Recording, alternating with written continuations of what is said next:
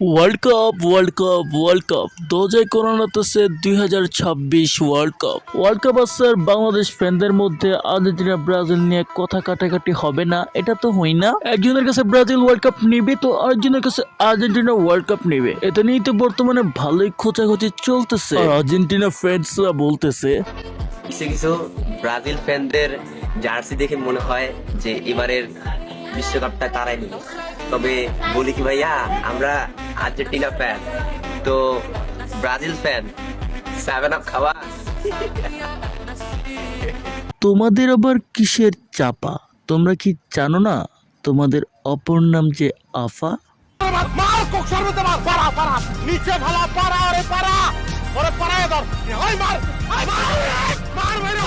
আরে ভাই cool down, হাওয়া তো গরম হয়ে যাইতেছে। সো আজাইরা ভোগ না করে দেরি, সোজা ইন্ট্রো দিয়ে ভিডিওটা শুরু করি। তো হে গাইস, আসসালামু আলাইকুম, দিস ইজ সাকিব।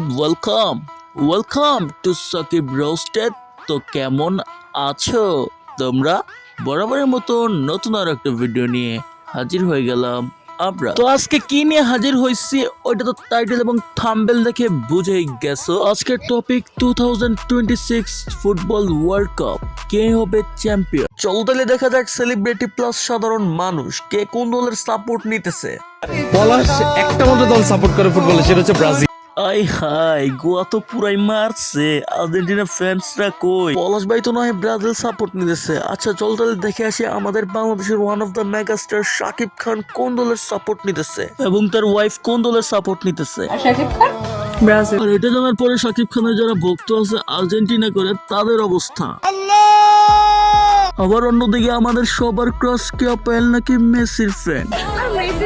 দেখো ভাই, মেসির ফ্যান হও আর নেইমারের ফ্যান হও, ব্রাজিল হও বা আর্জেন্টিনার ফ্যান হও, মেসি লেজেন্ড, এর উপরে কোনো কথা হবে না। এখন আর্জেন্টিনাকে তোমরা যতই পচাও না কেন, খেলার মাঠেই দেখা যাবে যে কে কি করতে পারে আর কে কি না করতে পারে।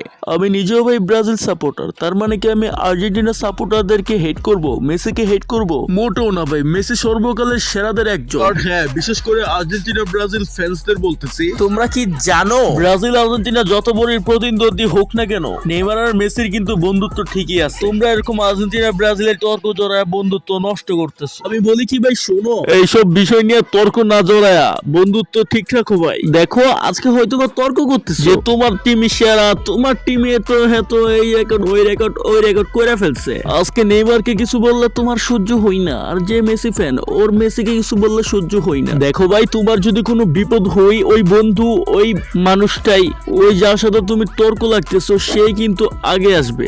আগে না আসলেও মোটামুটি খোঁজ খবর নিবে। নেইমার তোমার কোন খোঁজ খবরটা নিবে বা মেসি তোমার কোন খোঁজ খবরটা নিবে বলো? ভাই পাগল হওয়া ভালো, বাট এত পাগল হওয়া ভালো না। আর হ্যাঁ, ব্রাজিল আর্জেন্টিনা কিন্তু এক সুতাই গাধা, কারণ আর্জেন্টিনা ফ্যান্সরা কিন্তু যেদিন ব্রাজিলের দল ঘোষণা হবে সেদিন রাত পর্যন্ত নেইমার জুনিয়র দলে আছে কিনা দেখতে আর্জেন্টিনা হোক বা ব্রাজিল, তখন কোনো ভেদাভেদ ছিল না, জাস্ট চাদক পাখির নাই তাকায় ছিল আর্জেন্টিনা ফ্যান্সরাও। আর হ্যাঁ, এটাই হয়তো বা হতে যাচ্ছে নেইমার জুনিয়রের শেষ বিশ্বকাপ।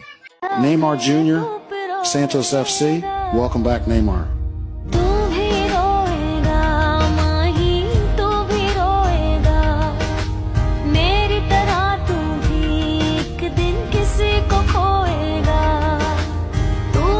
এই নামটা শোনার পরে কি তোমাদের একটুও ভালো লাগে নাই?